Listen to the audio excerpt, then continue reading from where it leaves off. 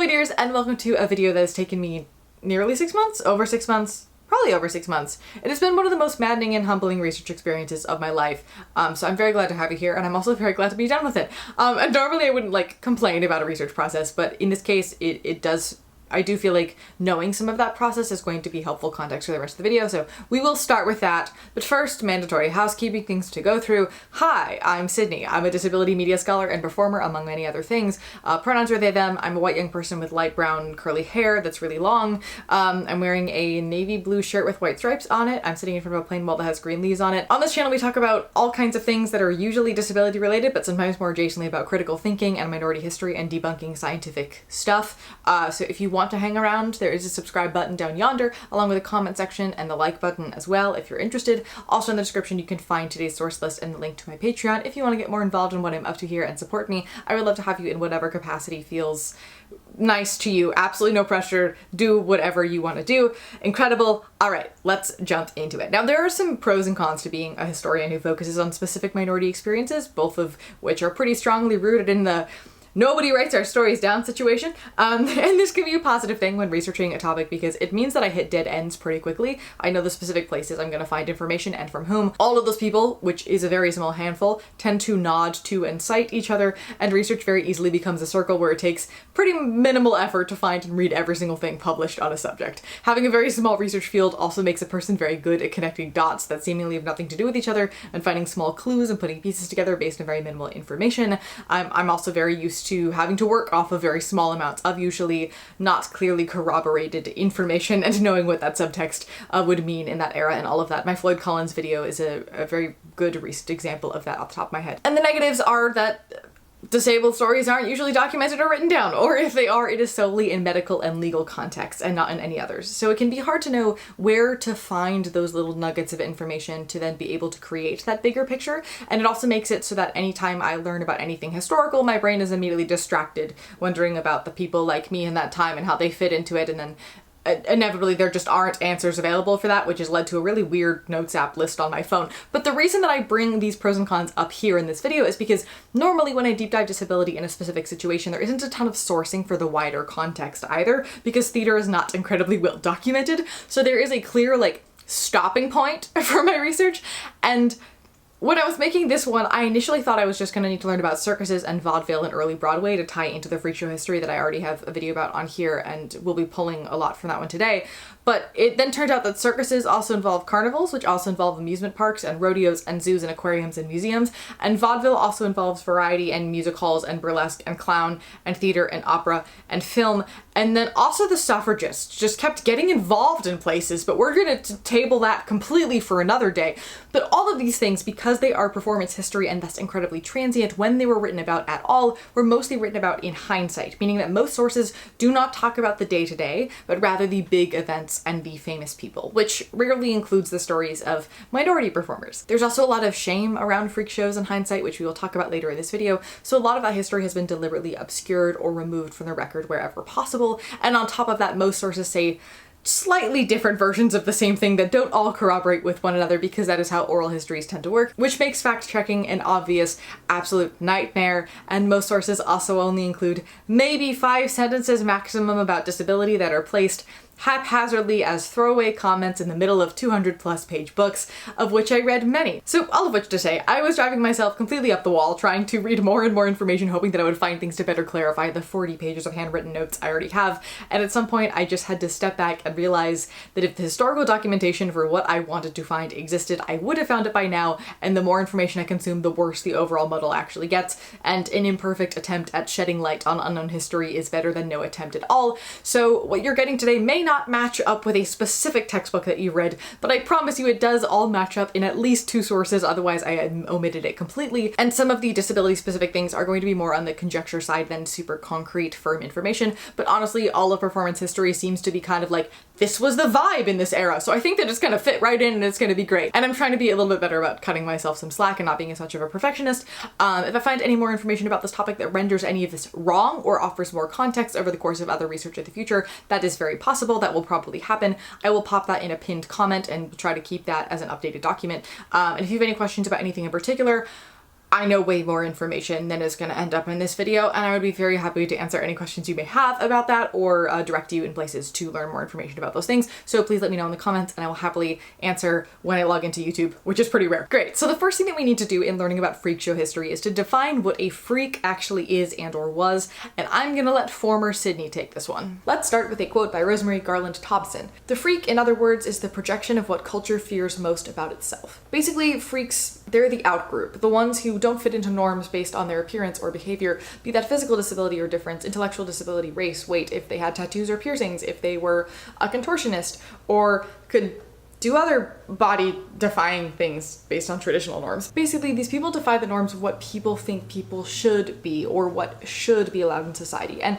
by calling them weird and odd and freakish, we can emphasize that they're not the norm, and we can push them to the fringes of society so we don't have to intermingle with them, or face the reality that their existence is inexistent and that they're changing and challenging social norms. Your traditional bra-burning feminists, for example, were very much in freaked, and freak-related terms were often used to describe their behaviors and opinions because, well, they were actively trying to overthrow the patriarchy. We find that threatening, and therefore we just decide to cope with that by judging them for being unnatural and odd and strange, and that makes us not want to associate with them because we don't want to be odd and strange freaks, because we are like a hive mind and we want to be in the in-group, and it makes the out-group lose their power. And the freak blurred the lines between what we classify as human and what we don't. It also blurred the lines between what public and private should be. It blurred the lines between singularity and multiplicity in the sense of conjoined twins, and it messes with our understanding of the human self, of our sexual identities, our physical identities, and our personal identities. And by doing so, freaks firmly show what the ideal should be. Anything other than these deviancies. And the kinds of freaks most popular at one time or another are also directly correlated to what people feared most of the time. Barnum made sure of that because this was his business and he was very good at it, and it made him the most money. Basically, freaks literally embodied the gray areas, the confusions and the contradictions of humanity and the general natural world, and they still do to this day. And we call this infreakment, when they infreak themselves or we infreak them, if that makes sense. But something that I find very interesting about freak shows is that it wasn't just disabled people. It was literally every possible minority all in one big tent, basically. All that really mattered is that you could make a good story for yourself. For example, a perfectly able-bodied Black person born and raised in New Jersey could suddenly become a missing genetic link found in the depths of Africa. There's racism. I forgot to mention the racism in the content warning. There's a lot of racism. But anyway, somebody who is naturally 6'9" could come up with a cool story, add a couple inches to their height, and call themselves a real storybook giant. Everybody was a bit of a fraud on some level. Everybody got new origins and new backstories, and things were hyperbolized a bit to make them profit.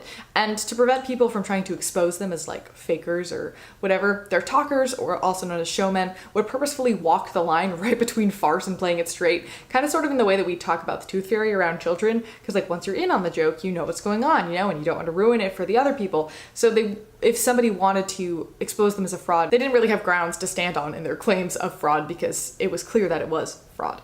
It also was very common practice to out and shamed gaffed freaks, and those were people who were pretending to be physically disabled freaks, which then made the non-gaffed freaks like appear more legitimate, if that makes sense. So yes, on one level, somebody's freakishness was often based a lot on appearance, especially in the sense of disability, but without a good talker and a good story and a good gimmick, you really didn't have much to stand on. In the same way that if I said that I had, I don't know, a one-eyed parrot, that would be interesting. You'd probably want to see my one-eyed parrot, maybe. But if I said I had an exotic bird that lost an eye when I was saving it mid-jaguar attack in the rainforest of Panama, you would be way more interested in seeing my one-eyed bird. Disabled people, as I said earlier, were also not the only kinds of freaks. There are basically 4 kinds of freaks. The first is born freaks, which are typically people born with physical atypicalities. I would assume this category also included people of color. That was never explicitly mentioned in my textbooks, but they were also more focused on the disability aspects. But either way, born freaks were the celebrities of the business, seen as the most popular and most powerful because they didn't have to rely as much on gimmick or talent in order to survive in the show. Then there were made freaks. This was often people with piercings and tattoos. We don't have time to get into the in-depths of how our views of tattoos today are still kind of negative, and that directly relates to the fact that tattooed made freaks usually use stories in the sense of like, I went to an abandoned island and the savage people kidnapped me and they tried to eat me and I barely escaped with my life and I've been marked forever by these tattoos, which made people think of tattoos as representing a permanent state of being an outcast with a lack of social mobility and a lack of will and control, as is shown by their non-consensual body violation, also often intertwined with ideas of race. Fascinating. Anyway, so the third type of freak is the novelty act freak. That's the sword swallowers and that stuff. And then gaffed freaks were the ones who were faking it. Nobody liked them. And also most big freak shows didn't hire them to begin with. So there's your hierarchy of freaks. Now, since making that video, I've also learned about a group of freaks that I guess I would say sort of walk the line between born freaks and made freaks, in that they would do tricks that were a result of their invisible or less visible disability, like savants doing incredibly complicated math problems is something that's popped up in a few different sources as an example of this. And there were also people known as he, she's, or she, he's. These were also very common. Sometimes these were people that we would now call intersex. Sometimes they were people we'd now call trans. Sometimes these were just people who were doing a job and it didn't relate to their sex or gender identity and expression at all whatsoever. And freak shows also sometimes exhibited highly trained or physically different animals. And this is already a point where the line between different kinds of entertainment starts to get a bit blurry, because sometimes these shows were combined with what we would today think of as circus acts, and some weren't. Being highly flexible or good at juggling or magic could show up in multiple different places at once. And it's important to acknowledge how different views of minorities changed how acts were displayed and marketed, and why people went to see them. Most of the biggest documented shifts in freak show history, and what ultimately led to the death of the traditional freak show as we think of it today, relate to disability politics at the time. Obviously, we will primarily be talking about disability today, but everything was and is heavily intertwined, especially race and queer identities are very much intertwined in its history. And obviously, to widen this up to a larger political landscape, all oppression is interconnected and typically finds its roots in ableism in one way or another. Amani Barbarin talks about this a lot. If you're not familiar with that concept, we're not going to go into it too in depth here, but disability history is also very much the history of race and gender and sexuality, and those things will pop up occasionally throughout this video. We will not be primarily focusing on them, but I am going to tie in that history where possible, even if it doesn't come up explicitly. This is that same history. Now, when you think about a freak show, it probably involves an image of a dimly lit red and white striped tent somewhere between like 1830 and 1940-ish, but displaying people with physical differences for profit has been around forever. We talked in my Hunchback video, which takes place in 1482 France, about so-called idiot cages in which disabled people were suspended in town squares. Overall, during the Middle Ages, it was fairly common for people to be displayed for money at fairs and on market days, as well as at inns and on streets and in private homes. Many parents would tour the country displaying their disabled children, who at the time were seen as monsters, signaling God's wrath and satanic evil. There are also significant records of court dwarves in courts and royal households in Europe from the 16th to the 19th centuries, but even as far back as ancient Egypt, that has been the case. The history of court jesters and early clown is one heavily marked by mental and intellectual disability, with natural fools kept almost as entertaining pets of sorts by members of court, and we have records of these existing in England, Scotland, Ireland, Poland, Germany, Spain, Japan, Tonga, and in China. Non-disabled clown jesters, known as artificial fools, would go on to mimic the behavior of the natural fools, which I would argue makes disability the root of traditional clown and commedia dell'arte as well. And during the Elizabethan era, the late 1550s to around 1600 or so, many European clowns transitioned more to the stage or to street performance rather than appearing in courts, and after the 1660 restoration were gone completely from court altogether.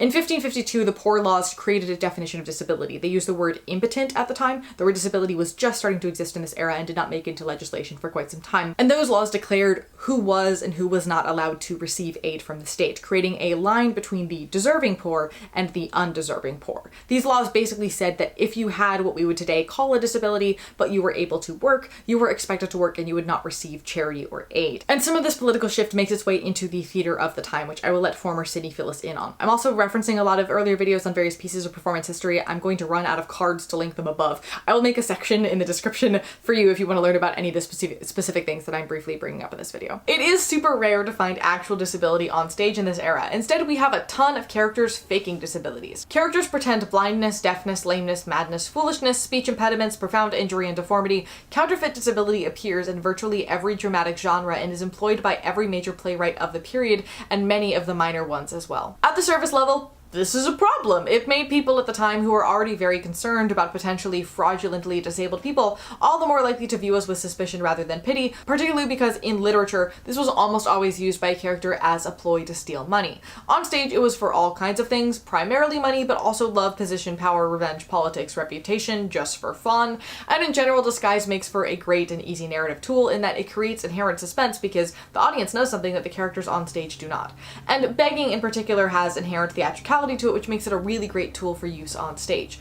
The use of disguise, particularly with disability, also played into anxieties at the time about beginning to understand the self as something that is not fixed and solid and internal, but rather something that is constructed by environment. In a world where it is normal to look at disabled bodies and assume that the outside of the person reflects an internal person, Having a character that regularly changes their outside in such a visceral, physical way, like we often see also with gender play in these shows, is very disconcerting to an audience and helps them to reflect further on the nature of their own self. There's also the fact that at the time, actors neutral, as we know it today, the idea that you can like try on and take off different identities as an actor didn't exist. So they felt like if you pretended to act like something, you might accidentally become it. Which again, performers using the extremes such as disability or gender to play with this phenomenon gave audiences the chance to think about themselves differently. Views of disability began to change in the 1720s and 30s with growing secularism and imperialism, where monsters became seen more as scientific oddities rather than signs of impending doom or God's wrath, and monster shows began to be seen as low and vulgar forms of entertainment. That did not kill them off. These will never die, but it did sort of change the clientele a little bit. A form of entertainment that was increasing in popularity in England around this time were public horsemanship exhibitions. The most famous being a former cavalry rider by the name of Philip Astley, who decided to set up a small performance arena in a random field near Westminster Bridge in 1768 and quickly gained traction, later moving to a bigger site with grandstands and stables. Over time, he would add a stage with skits, a clown, acrobats, jugglers, rope walking, freak shows, at the time still more likely to be called monstrosities, trained animals, and what he called the Hippodramatic Spectacle, a theatrical style show performed with animals and on horseback. Astley also may have been the person to create the idea of the ring, realizing that it's easier to keep balance on horses moving in a circle due to centrifugal force. Whether the ring itself is a creation of his, whether a specific diameter of the ring is a creation of his, or none of the above is still pretty much debated, but Astley became known as the father of the modern circus for a reason, because he popularized this model. The three-ring circus would not become a thing until much, much later. Now, the first horsemanship exhibition of note in the colonies was in 1771 and quickly led to more, with the first true circus performance in the United States, i.e. something like Astley's in England, being in Philadelphia in 1793 by a guy named John Bill Ricketts. He had studied under Charles Hughes, who was Astley's first competitor and former co-worker, and created the Royal Circus. Ricketts came to the colonies to establish a riding academy at which he created an 800-seat building for his shows. Sources from the time mentioned that one of his acts included an acrobatic Polander Dorf. I have not been able to find records of the show otherwise having freaks involved, but I would assume that its omission from the historical record means that it didn't have a freak show of any sort, since that would otherwise be something of note here, since it's of note in other places where it's mentioned. I have not been able to find concrete record as to when the first proto-circus combined with freak shows, beyond the fact that Astley added one to his somewhere in the 1770s, but given that monstrosities were already something that people would see during fairs for centuries prior, at which the variety of entertainment options were not too dissimilar from what Astley was offering in his shows, I would assume it was just kind of the logical addition and that those things had been somewhat connected for some time. I also don't know when the concept crossed the pond to the US, but it would make the most sense for that to be fairly soon after the concept of circuses came over here for that same reason. Because like logically, if you want more business at your entertainment thing, you look around to what other options of entertainment exist and then you combine them so that more people will like what you have to offer and you get more business. This is a theme that's going to continue to pop up throughout this history, where we see mediums of entertainment constantly innovating by stealing parts of other mediums of entertainment until they all become just slightly different versions of the exact same thing. And then everybody uses the words from them interchangeably in sourcing, even though they're not quite interchangeable, and it drives a certain researcher up the wall. Not that I would know anything about that. This era also brought the concept of the modern zoo. For centuries, rich and powerful people had been keeping private collections of animals known as menageries,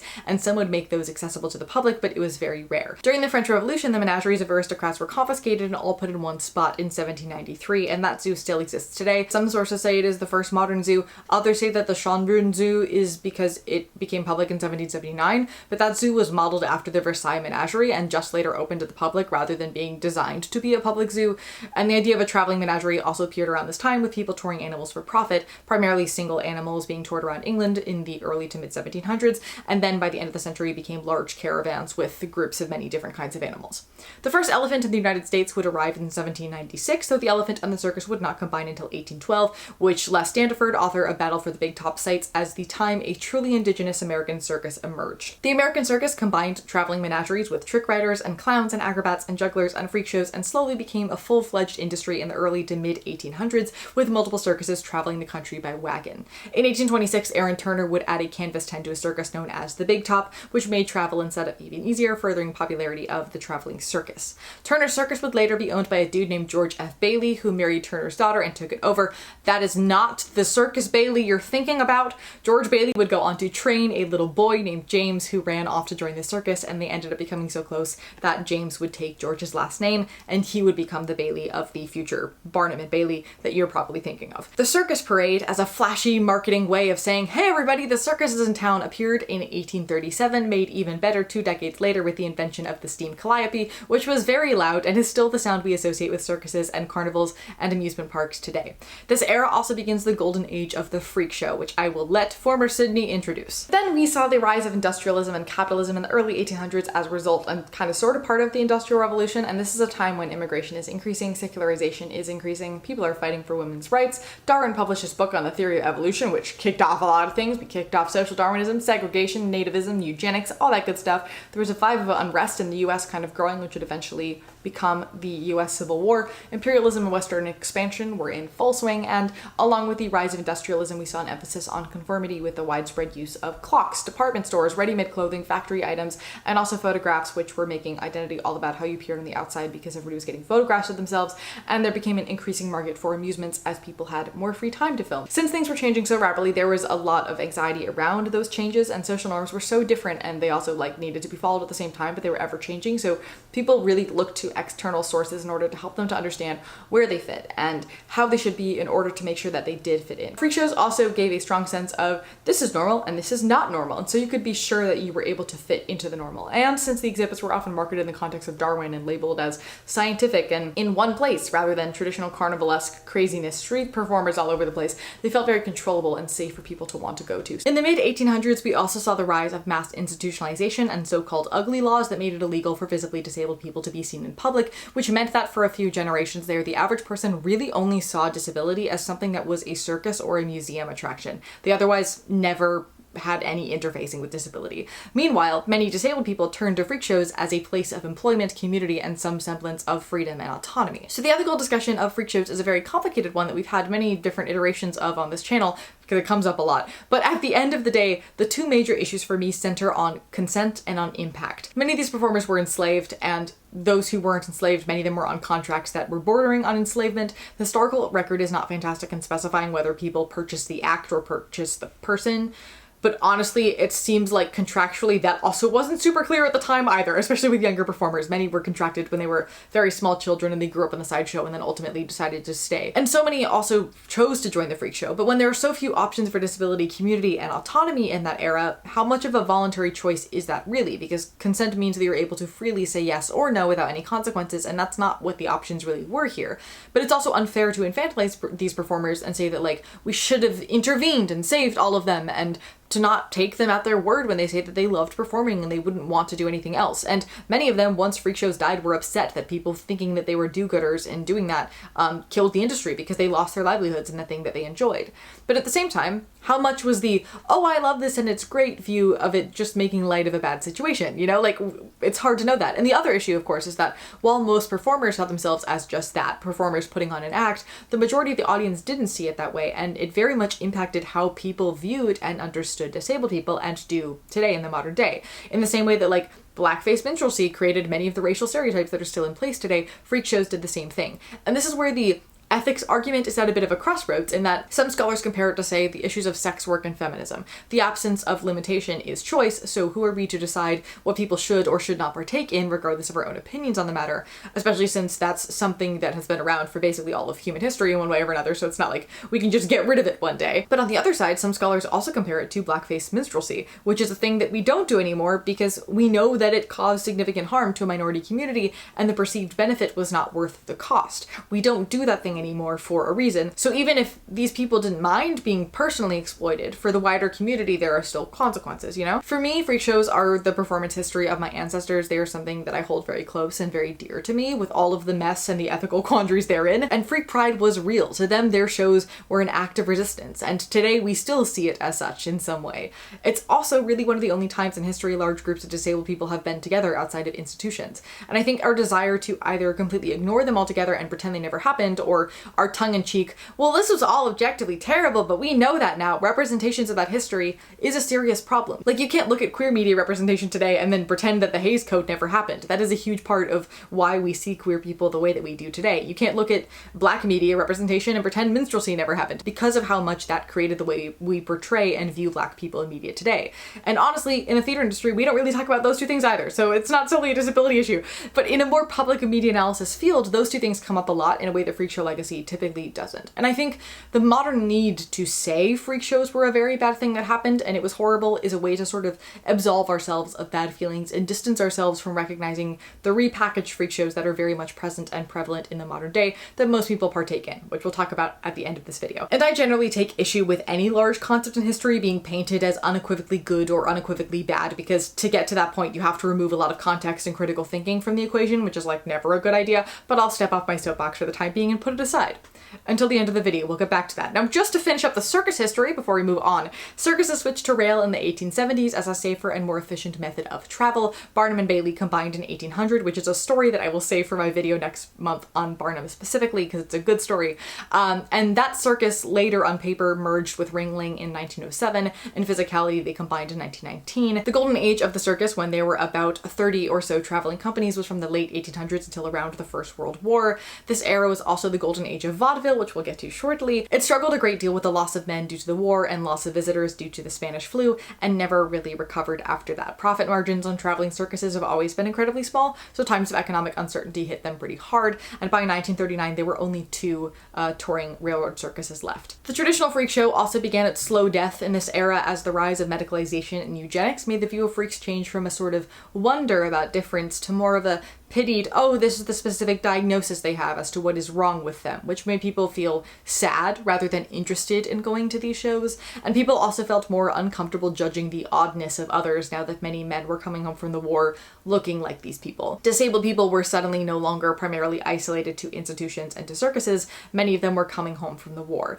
And the rise of films in this era as well, many of them which were horror films that included enfreakment in a different way, was a way for people to experience that same sensation in a more socially acceptable way that led them to the movie theaters rather than to live shows. We've talked about that link before on this channel. I'm also going to make a video more specifically on disability and horror probably in October, but a lot of early silent films relied on stories with a big hulking scary monster, usually a visibly disabled one, because it was easier to get a point across that way without as much text, and that tradition extended through early horror films that relied on physical difference as a narrative shortcut to make audiences feel uneasy about someone, and still very much exist to this day.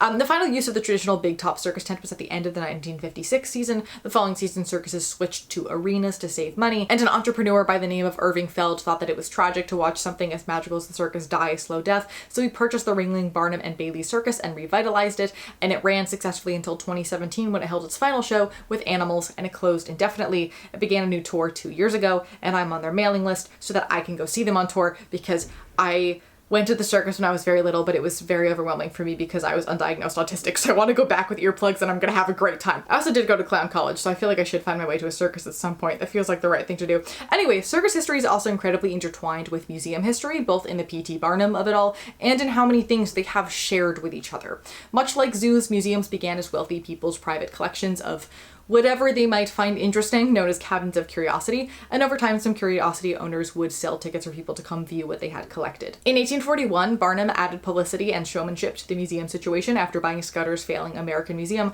pairing stationary objects with scientific lectures, freaks, live animals, and pretty much anything else you could think of was in that museum, including a performance space in which he staged plays and helped to legitimize theater as something other than the dirty, vulgar reputation that it had at the time. As more museums began to pop up around the country, there became a sharp cultural divide between lowbrow dime museums and the highbrow educational ones like the Met and the Smithsonian and the American Museum of Natural History. Think like Ripley's Believe It or Not versus the MoMA is kind of the difference between those two culturally. And exhibits, living and not, from museums would often travel between museums to keep things constantly new and interesting so people would return to them. That's still the case today. And traveling between museums also included being part of carnival sideshows and circus sideshows. Many living performers would also travel with carnivals and circuses. They would travel in the warm months and then they would settle at a museum somewhere during the off-season wintertime for more permanent exhibition. And one of the things commonly performed in theaters at various museums was variety, a show made up of lots of different short and typically unrelated acts. Variety could also be found in concert saloons, which were basically bars with stages, and was often seen as raunchy and lowbrow, but new laws in the 1860s and 1870s forced theaters and saloons to separate, making the family-friendlyification, that's a word now, of Variety a prime business opportunity. It was also in this era that shifting theater management changed contracts from years-long repertories to primarily gig work, leaving lots of performers constantly seeking new jobs. By the end of the Civil War, modern vaudeville was born. Tony Pastor opened what was arguably the first vaudeville theater in 1865 in New York City, that he then moved up to Union Square in 1881. By 1910, most towns and neighborhoods across the entire country had at least one vaudeville theater, and many places also had foreign language ones as well. Italian and Yiddish vaudeville were particularly common in New York City, and Yiddish theater, often rooted in satiric Purim-spiels, had a strong hand in shaping the comedy that we associate with vaudeville today. Black performers would also join in on vaudeville in the 1890s. Vaudeville shows included 10-minute or less acts from singers, monologue comedians, which we now call stand-up, sketches, short one-act plays, acrobats, jugglers, magicians, instrumentalists, dancers, illusionists, clown, blackface minstrelsy, people impersonating other genders that I would arguably is most definitely early drag. I want to make a video about that at some point. Sometimes animal trainers, lecturers, and impersonators. And while much of the comedy poked fun at various ethnic minorities, it was often coming from that in-group or coming from a different marginalized ethnic minority, so it was all, according to the historical record at least, seen as sort of all in good fun celebration of the American melting pot. Many of these ethnic stereotypes would evolve into shorthand cues for certain things that would appear in other acts over time to indicate certain traits of people.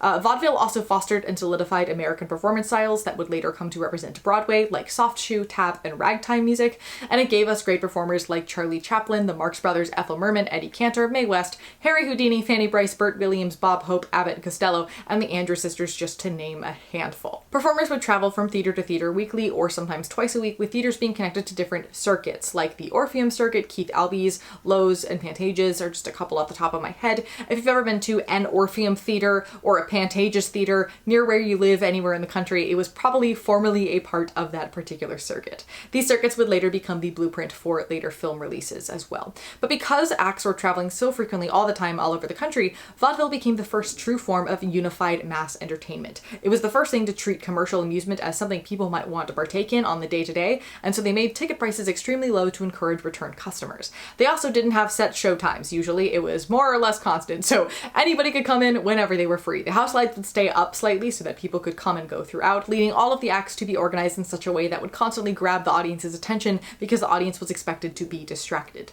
Managers would often place more boring or bad acts strategically throughout the day so people would leave so that they could get more people to come in. And while vaudeville primarily appealed to the working class, higher class folks were also fans and also wanted to know what everybody was talking about, so they would come as well. So vaudeville theaters were marketed as fancy and cultured, and they had specifically more expensive sections for the upper classes. But even for those paying the lowest price ticket, vaudeville felt stylish. They often had foreign acts imported in, they had smoking rooms, comfortable chairs, they were clean and family friendly, they sold tea and ice cream sodas, and the performance style of vaudeville, unlike traditional theater, tried to be seen as real and authentic, typically breaking the fourth wall and encouraging parasocial relationships between performer and audience. And those performers presented themselves as regular people who spoke like regular people, but also happened to be talented and rich and popular and glamorous, both reflecting this American dream ideal of anybody can be rich and successful if they try hard enough, and functionally crafting the style and beauty standards of the era. Author David Monad, apologies if I pronounced that name wrong, argues that vaudeville is the birthplace of the modern celebrity performer. In order to stay interesting and fresh, acts often worked in daily news events, used and created new slang, and did things that were slightly odd or flashy or different, but because they were presented as real and like just your average guy, that normalized these things as no longer odd, but interesting and modern and hip. Managers would constantly cut or change acts if they weren't successful, so things were ever changing and always in touch with and trying to both represent and entertain the audiences that they were serving, leading to the cycle of constant innovation on both sides of the stage. Vaudeville moved to modern Broadway in 1895 with Oscar Hammerstein's Olympia Variety Theater in Longacre Square. Longacre would be renamed Times Square in 1904, and that same year the first subway would open shortly after. And Hammerstein was the grandfather of the lyricist Hammerstein that you're thinking of. That's where that happened. Also, side note, the Olympia Theater would later become the giant Times Square Toys R Us that's no longer there. The other famous vaudeville theater on today's Broadway was the Palace, which opened in 1913 and was owned by the Keith Albee Circuit. The first decade of the 1900s also brought us the majority of the other Broadway theaters that we know of today, and vaudeville peaked in 1910 when there were around 1,600 vaudeville theaters in the United States, 48 of those in New York City alone, and what was likely its most profitable year was 1919, but it then had a sharp drop off and was all but dead by the 1930s. 1930s. Most point to the popularization of film and radio as this cause, but it's a lot more complicated than that.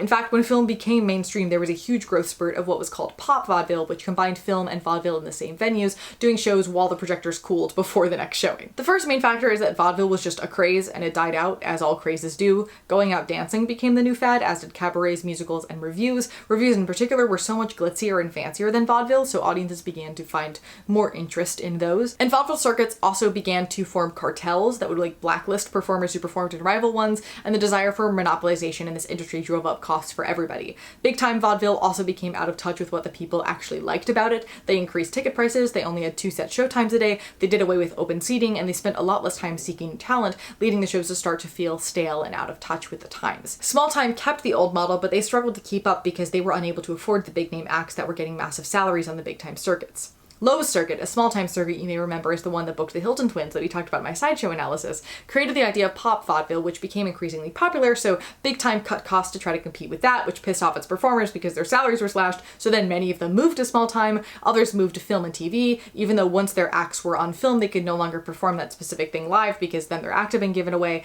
and some of them also had their contracts bought out by Ziegfeld to perform in his Follies. At this point, things maybe could have recovered, and there was a huge boom in vaudeville interest after World War I, so naturally there was a huge investment in expanding circuits and building picture palaces or movie palaces, which are giant theaters that are meant for the combination of film and vaudeville. Radio City Music Hall is one of these. The United Palace in Washington Heights is also one, as is the Hollywood Pantages. For any Rhode Islanders who may watch my content, there's probably 2 of you. PPAC is one of these. It was part of the Lowe's circuit. But then after all of this investment that they needed to make back, there was the economic crash of 1920, and obviously the Great Depression followed that. And so vaudeville, because much like other performance traditions we've learned about today, has a very small profit margin, it died. Other mass entertainment things that are somewhat intertwined here but slightly different that I should briefly mention are music hall, revue, burlesque, rodeos, carnivals, and amusement parks. Music hall was a form of variety in England, particularly during the Victorian era. It began much like vaudeville in saloon bars, coffee houses, and taverns, and then over time places dedicated more space and time specifically to performances. Basically making the switch between having a drink and a smoke where there happens to be a show, and having a show where there happens to be drinking and smoking. It generally had a reputation for being a bit vulgar, but it was also incredibly popular in that it was a more affordable and laid-back option to the formal theater that existed at the time. Some sources say that music hall is a root of vaudeville, others don't. Based on the timeline, it seems like they both kind of evolved around the same time, probably took some semblance of inspiration from each other, since a lot of performance, especially circus, was traveling back and forth between Britain and the States in this time period. Music hall would more or less die out by the end of the First World War, a few years before vaudeville would meet the same fate. Revues were variety adjacent in that they had some sort of vague through line between all the songs, dances, and sketches. The word revue is French in origin, and the original revue was a sort of medley or parody of a season's shows. The later revues would also vaguely retell other stories, always with a lot of lovely ladies in either minimal clothing or clothed in things that didn't leave much to the imagination, and the cheapest tickets were twice the price of the most expensive vaudeville ticket, making it seem shiny and exciting and high class, which ended up making vaudeville look kind of cheap in comparison. Revues were majorly popular more or less from World War I to the Great Depression. We'll talk about those a little bit more with Ziegfeld a bit later. There's also burlesque, which is both very similar and very different to revues. The best way I can describe it is that burlesque historically was almost always a revue, but not all revues were burlesque. Burlesque is also a form of variety, typically with some semblance of a through line, but it focused on comedy, parodying operas, plays, and other popular works, as well as just parodying the upper classes, and it was primarily performed and driven by women, which made it inherently scandalous, and thus seen as lowbrow in comparison to the revue. A woman on stage displaying her body, speaking freely, and challenging her audience was a strange and shocking sight in the 19th century, when female performers of any kind were still conventionally equated with prostitutes. Many vaudevillians got their start in burlesque on what was arguably a harder market to perform to before they moved to vaudeville. The striptease, which burlesque is now known for, appeared in the 1920s as a way to try to get an edge since vaudeville was beginning to collapse, and the burlesque wheels, which is what they called their circuits, were also beginning to close as well, and many vaudevillians moved over to burlesque to try to continue their careers in this dying industry. And this did give burlesque more longevity as a business, but it also completely killed its reputation. By the 1930s, people associated burlesque not with a type of comedic variety performance, but instead as a place to watch strippers. It would die out by the 1960s when hardcore Choreography would begin to appear in theaters because that was cheaper, and etc., etc. Back in the circus performance vein, there is the rodeo, which finds its roots in mid-1800 cowboy contests where various branches would have contests on horsemanship and otherwise cowboy skills, which were based on various Mexican and indigenous cowboy competitions before that. The rodeo became a more organized spectator sport in the 1900s, primarily due to the popularity of Buffalo Bill's Wild West show that traveled the US and Europe, showing off the things that the West had to offer, including what would become the modern rodeo. His show first opened in May of 1883 and starting in 1894 was managed by James A. Bailey, and under his management various circus-like things would be added to the rodeo. Buffalo Bill's Wild West show would continue until 1913, and Bill Cody would die 4 years later.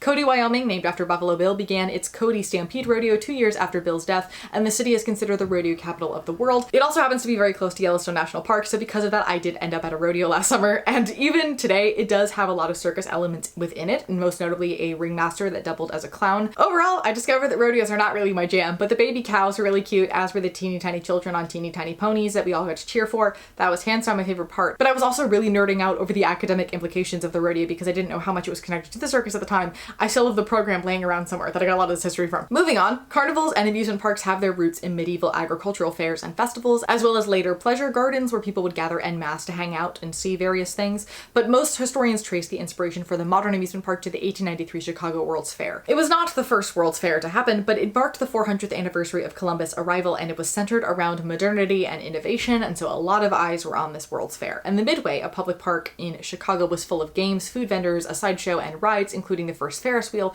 all of which were incredibly successful. So once this fair closed, traveling shows and carnival companies began to pop up, and over time, some cities would establish permanent fairgrounds. The main area of these places was called the Midway. It is still to this day called the Midway. Steeplechase Park on Coney Island opened in 1897 and is seen as America's first major amusement park. Coney Island also is the last permanently housed circus sideshow, which also includes a lot of burlesque and various classes on sideshow skills. If you have any interest, they're pretty affordable. I'm hoping to do a video on Coney Island history at some point soonish, so we will come back to all of that later at a different time. Now, jumping back into vaudeville, the state of disability in vaudeville has been arguably the worst part of this to try to find information about, because the limited written record of vaudeville was made well after the fact, in an era where freak shows were very much a thing of shame and disability was not to be talked about. Vaudevillian Joe Laurie Jr. wrote a book called Vaudeville: From the Honky Tonks to the Palace, published in 1953, where he talks about all aspects of vaudeville, and in it, he has a section about freak acts and odd acts. A freak act was not inherently a disabled performer. The way he describes them, freak acts were more the kind of people who were related to a large headline at the time and were employed for a lot of money for a very short period of time to tell their story or show off a talent that they had until the buzz around that thing died down. If you remember Homer Collins from my Floyd Collins video, I would consider him to have been a freak act. Freak acts included ex-convicts as well as armless brothers and a man who had been entombed in a mine. Similarly unusual for vaudeville, odd acts were unorthodox in style and presentation. Laurie distinguishes between freak acts, which he says burned out quickly with the changing news headlines, and odd acts, which lasted longer and offered something more in the way of entertainment,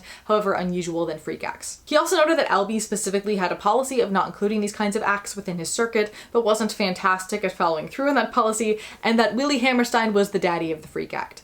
The thing I found most interesting was that he refers to Helen Keller's act not as a freak act, but as an odd and interesting act, which furthers the fact that disability did not equate to freak, at least in vaudeville lingo. And also, yes, Helen Keller did perform in vaudeville from 1920 to 1924 on the Orpheum circuit. We've talked about that before in my video of her. I'll link it above.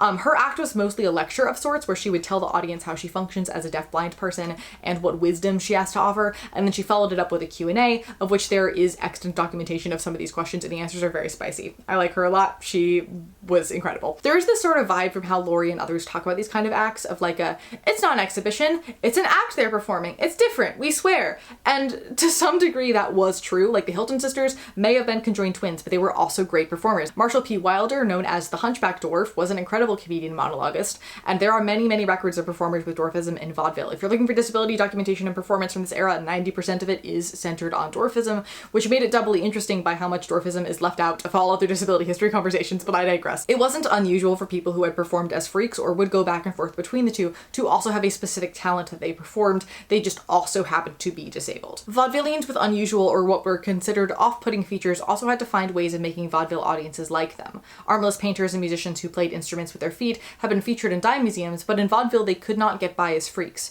Many talked about their disabilities and how they compensated for them. A few brought audiences into their confidence by making light of their unusual attributes. But I do think, going back to what we know of Keller's act specifically, that it's actually very similar to a freak show. It's just that they're telling their own stories rather than having a carnival barker do it. I don't know what the ratio between vaudeville performers doing variety who just happen to be disabled versus people for whom disability was their act is to make like further commentary on the socio-political impact of it, but I would imagine that it leaned more into infrequent than not, even if in hindsight they pretend that it didn't. There's also the fact that vaudeville was successful because of this performance of authenticity idea, where the performers had to directly connect to audiences. Because on one hand, that's revolutionary, and like, unlike freak shows where you would go to gawk at disabled from a distance, here they would be more readily interfacing with you, and that might help to humanize these people to an audience more than in a different setting. But on the flip side, a problem we still have in performance even to this day is the idea that disabled aren't performing or acting, they're just being themselves, which we can trace all the way back to freak shows where many of those people were actively performing, but nobody in the audience actually recognized that. And I wonder how much this performance of authenticity here actually furthered that stereotype because there was an expectation that nobody on that stage was acting, even though realistically everybody was to some extent. But again, this is something that there is very little information on, so it is mostly speculation, but the fact that this was the first real mass entertainment where disabled people were a part of that, and many were demonstrating what their day-to-day living looked like as their act, that impacts how views of disabled changed in the minds of the American people, as much as seeing disabled people not included in their act at all and just do their variety-related talent did. Because this is still a time when people were really only seeing disability in circuses and at museums, and now in vaudeville. And those first impressions have a significant impact, both in show business itself and in how we culturally shape and view disabled people today. But jumping back to our timeline for a moment to get the Broadway side of performance history, the first technical Broadway musical was called The Black Crook. According to urban legend, it was the result of a European ballet troupe getting stranded in New York with no place to perform because their venue burnt down. That was happening a lot back then, and thus having their act combined with a melodrama set to go up at Niblo's Garden in 1866. And the show ended up being very successful. It ran for 474 performances, it toured, it was revived a couple times. Also, the runtime was nearly 6 hours, so there is that. It's not really performed today at all, ever. But it's important to note that songs had been integrated into plays since the beginning of the Greek drama. It's not like this was a completely new concept. The early theater district in New York was around City Hall Park. It later moved to Union Square, it then moved to Madison Square, and is now where it is today. But early on in Broadway, not the street, the industry's history, it had all kinds of theater. European-style operettas, plays, operas, concerts, variety comedy acts, and minstrel shows, many of which would combine into vaudeville. We'll skip that history, we already covered it earlier. If you want to know about the history of Broadway, as in like the street, all of the social connotations that it holds and how it was structured, everything like that, I read this book called Broadway: A History of New York City in 13 Miles that was incredibly interesting and ultimately not directly super helpful in writing this video, but it did provide a lot of context for my own personal understanding. It also gave me a list of places in the city that I want to go check out now that I know their history and that they exist in the first place. And I get lost less now because I know why things are there, so I know where they are. So highly recommend that book if you want to learn more about that. Now, technically the first review in the United States was in 1894, but when you ask the average theater person when the first review was, the answer will always be the 1907 Ziegfeld Follies at the New Amsterdam Theater. Ziegfeld was a formidable producer, and his reviews were known for their lavishness and extravagance, and they also included music by the likes of Irving Berlin, George Gershwin, and Jerome Kern, as well as many famous vaudevillians. In this era, performers often switched back and forth between contracts in vaudeville, on Broadway, in film, on the radio, and for certain performers in circuses as well, so styles from all different corners of showbiz were intermingling to combine the basis for what is now the American theater. Another fun historical side note, a British dance troupe known as the Tiller Girls performed in Follies in 1922, and were the inspiration for what are now the Radio City Rockettes. Anything and everything in early theater history can, in some way, be tied back to the Follies. They were that big. Also, the Rockettes used to do vaudeville-style performances between showings of films at Radio City Music Hall as part of pop vaudeville. Anyway, second fun historical side note. Atop the New Amsterdam was a 680-seat theater initially called the Ariel Gardens and later the Frolic. It was here that Ziegfeld produced his Midnight Frolic starting in 1915, the last in 1929. After the Follies concluded in the ground floor auditorium, the well-connected retreated upstairs for dinner, dancing, and more risque entertainment. With dancing, eating, drinking, and a show, the Frolic became New York's first nightclub. Ziegfeld would then go on to produce Kern and Hammerstein's Showboat, which changed the trajectory of Broadway history. Before 1927, Broadway musical comedies followed a similar tone to Ziegfeld's reviews. They were wonderful nonsense, as that quote comes up all the time everywhere. Showboat was darker than that. It included themes of racial prejudice and was more realistic than other things offered in the performance world at the time. It was also the first book musical that integrated the narrative and musical numbers rather than just having the music be a distraction from the plot, as had been the norm prior to the show. Showboat combined the European operetta and the vaudevillian American musical tradition into one mostly cohesive piece. I should also mention Shuffle Along, a 1921 entirely black revue on Broadway that is credited with inspiring the Harlem Renaissance. More generally, the era of Prohibition was an artistic boom caused by the cross-pollination of all kinds of people in speakeasies, and Broadway's cultural influence was at its height. Broadway songs were all over the radios, and Broadway created its own slang, much like vaudeville had a decade or two earlier. Most popular songs that you know from this era are actually show tunes from musicals you never heard of. Many of them probably flopped. Early film also got its legitimacy from Broadway. There is a reason most early films are musicals or have music involved in them, and later television got its legitimacy by having Broadway performers go on to promote their shows. After the stock market crash of 1929, Broadway struggled a bit, as did everybody else, and it focused less on the objective quality of the art and more on just getting by, but shows from this era began to be a bit darker and have more social commentary and usually included a ballad or two because that's what audiences wanted, and many performers moved to Hollywood for better salaries, which created a bit of a difference between the industries. But it's around this time that Hollywood puts in the Hays Code, censorship rules that inadvertently led to the creation of queer coding, which we've talked about before on here, and so Broadway had more creative freedom than the music world did due to radio censorship and film, which led to it sort of becoming this place where risky things could be tried out. The first musical where the story mattered more than the score was Rodgers and Hammerstein's Oklahoma in 1943, which attempted to explore relationships in the way that a play traditionally did. It was also the first musical in which the dance deliberately told a story. Also, there's huge time gaps in this history. I'm aware. I'm just giving big landmarks since the scope of this video really only needed to go up to the 1930s in detail. I just want to mark things until the present for thoroughness sake, because we're here and I had to learn it. In the late 1950s into the 1960s, Broadway was pushed out of the mainstream of music, suddenly seeming uptight and square in comparison to the popular rock and roll at the time, and it didn't help that popular music was easier to write and make money off of in comparison to Broadway tunes that needed to fit within a wider score, so many creatives moved over to the music exclusive industry. And the Broadway star as national celebrity also started to dissipate in this time because most stars were coming from Hollywood, so shows had to shift their marketing and honestly writing to stay afloat. Broadway also wasn't quite sure what to do with Vietnam and the civil rights movement artistically, so it started to feel pretty distant and out of touch with what was going on in the world until Kander and Ebb's Cabaret broke that in 1966, followed by Hair the year after, which was the first musical with an entirely rock score that the concept would not actually catch on for quite some time. Hair also helped to establish off-Broadway, and more specifically the public theater, as important developmental spaces for new musicals. Sondheim's Company in 1970 was one of the first, if not the first, show with a non-linear plot, and one of the first to deal with things like dating and divorce in the modern day. It was very controversial for that precise reason. And A Chorus Line in 1975 was also revolutionary and made use of less formulaic storytelling methods, and it moved the center of artistic control from the people who wrote the text to the director and choreographers instead, where it has more or less remained since then. 42nd Street in 1980 was one of the first movie musicals adapted to the stage, though I should note, since a lot of current Broadway discourse is about how we don't have any original musicals anymore, which is not true. The vast majority of Broadway musicals in the Golden Age that were successful were not completely original pieces. They were all based on books or plays or other things. The 1970s recession was a rocky time for the industry, as well as for Times Square itself, which was full of crime and strip clubs and drugs and not a good time. Many people didn't want to go out to the theaters to see a show because of how dangerous the area was. So many shows were closing on opening night or just a few weeks later, leaving many theaters vacant for months at a time. We also talked about this era in my Sweeney Todd video and how it was during the second wave of deinstitutionalization, which, due to the lack of mental health care alternatives, functionally translated to putting a lot of mentally disabled people onto the streets, which led to the creation of the beggar woman character in Sweeney Todd, because that's what Sondheim and Prince would see every day on their way to work. By the end of the decade, there was a push for tourism in New York that used Broadway as one of its central advertising components in the I Love New York campaign that you've definitely seen, leading to renovations and the beginning of major gentrification in the area, which included tearing down 3 historic Broadway theaters to create what is now the Marriott Marquis Hotel. And when big corporations like Disney started to show interest in the area in the 90s, Times Square was made as family-friendly as possible, and is one of the reasons people talk about modern Times Square as being Disney-fied or like theme park-esque. Broadway in the 1980s was marked, of course, by the AIDS crisis, which made things even worse for the industry because so many industry folks at all levels were dying, killing off an entire generation of theater makers and stopping many potential projects in their tracks. In 1983, La Cage aux Folles was the first successful Broadway musical to center around a gay relationship. The original cast of that show created and hosted the first annual Easter bonnet competition to raise money for what would become Broadway Cares Equity Fights AIDS, and New York City Center just announced an encore's run of La Cage for their next season, and I'm really excited about it. It's gonna be so good.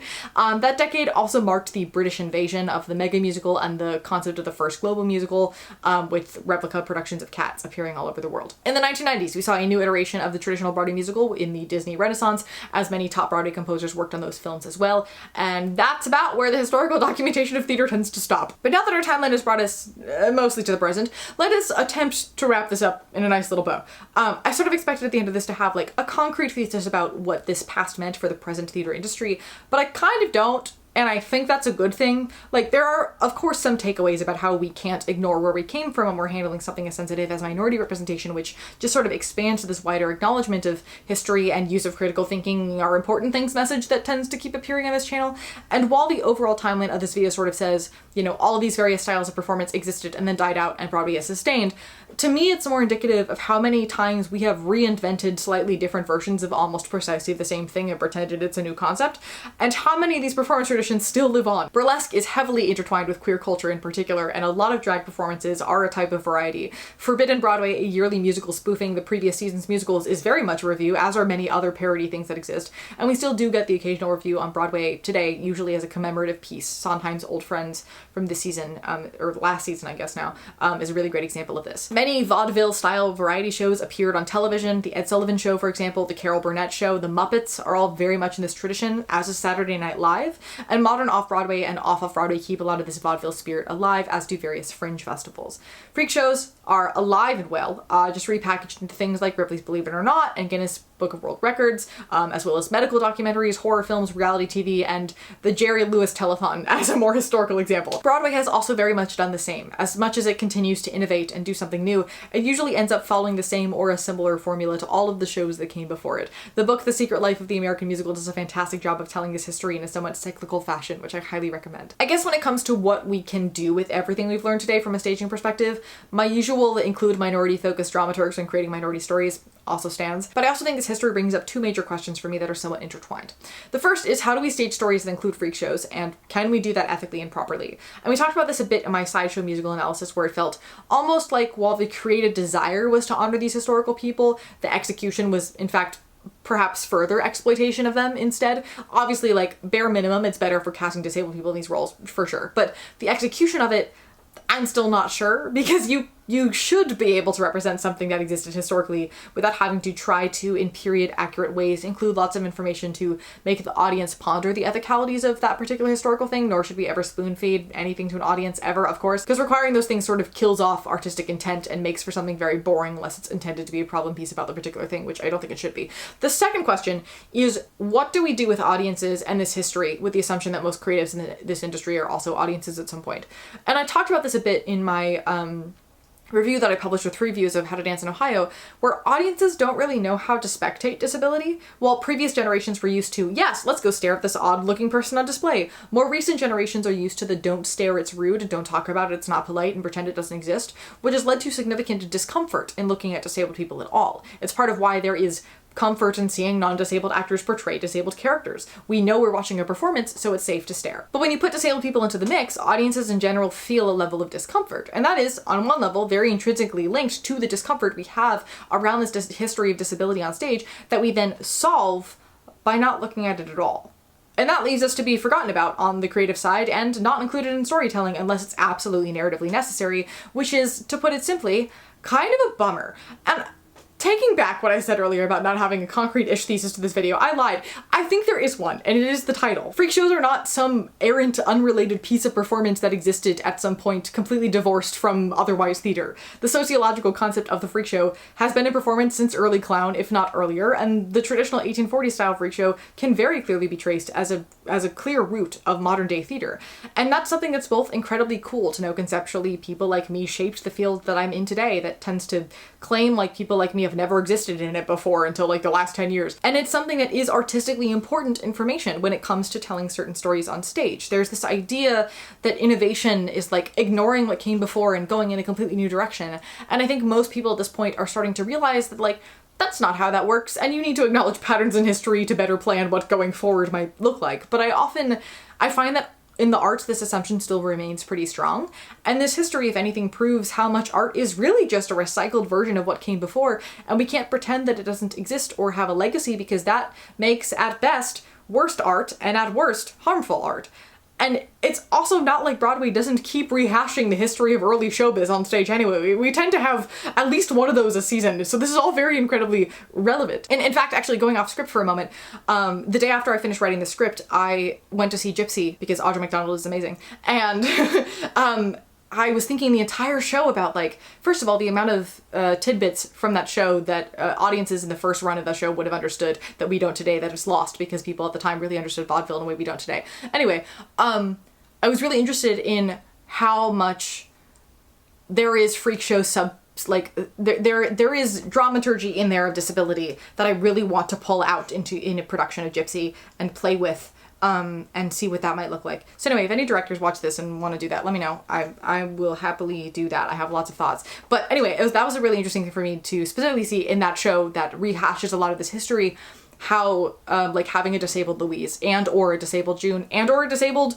Mama Rose would tell the same story in a slightly different way that acknowledges this history, because it's already in there. And I thought that was really interesting. Anyway, moving on. With that, I think I'm going to leave this video here. Let me know what you think about all this in the comments, or what fun new thing you learned today. As exhausting as this project was, I had a lot of fun connecting lots of little pieces of history that I knew into a much bigger picture, because my theater history classes really just kind of stopped after Shakespeare. But again, if you want to stick around, I'd be so glad to have you. I'm going to be making a lot more stuff in this vein in the future. I have a lot of things that branched off of this video that are in the works. So please stick around. I would love to have you here. And as always, thank you for being here. Thank you for being, and I look forward to seeing you, my dear, in the next one.